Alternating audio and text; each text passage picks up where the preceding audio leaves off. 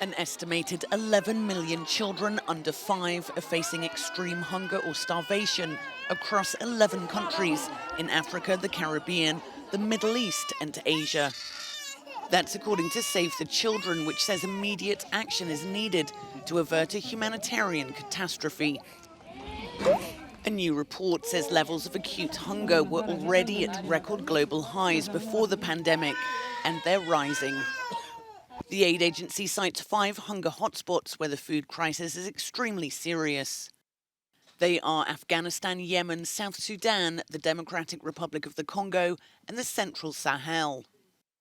The head of Save the Children says the global hunger crisis threatens to set countries back by years or even decades in their efforts to reduce child mortality and alleviate poverty.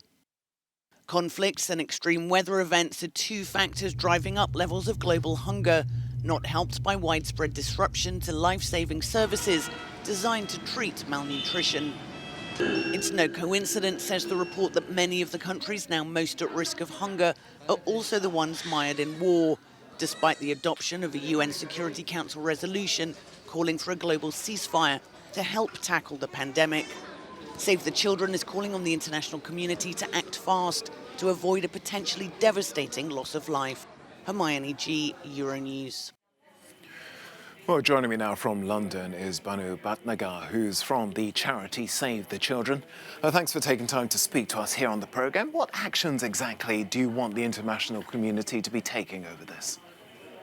Well, I think it's very important that the international community actually comes together and understands the severity of the problem. I think right now everyone's so focused on COVID-19 and sort of their own economies that we're forgetting that actually there's a bit of a perfect storm brewing in some of the most vulnerable communities around the world, some of the poorest, some of the most deprived communities around the world, where climate change, conflict, and COVID-19 are creating this hunger crisis. So it's important that we feed children first in the short term, but then also provide more long-term nutrition services so that they can actually stay healthy in the long term. Okay. Well, you brought up COVID there, and as we've been reporting extensively, it's been crippling economies around the world. Can you understand why, countries such as Britain last week announcing that temporary suspension or cutting back of its foreign aid, can you understand why they're making such decisions?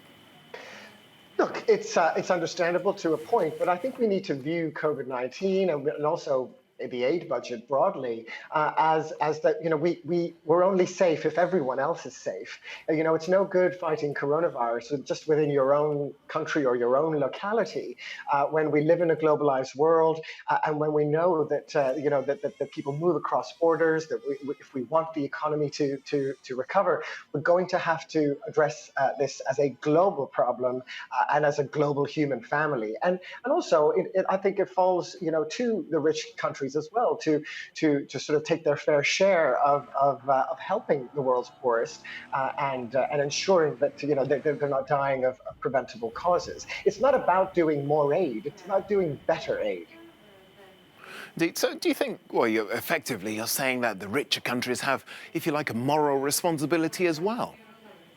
Absolutely, and I'm not the one saying that. I think a lot of the countries that have large aid budgets that they have that enshrined within their laws, and they themselves say that there is a moral and a legal obligation, certainly to help countries. But there's also not just a sort of a moral obligation.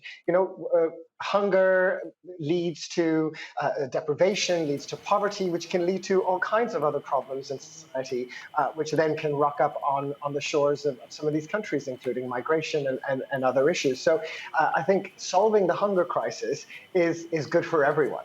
No child should be going hungry.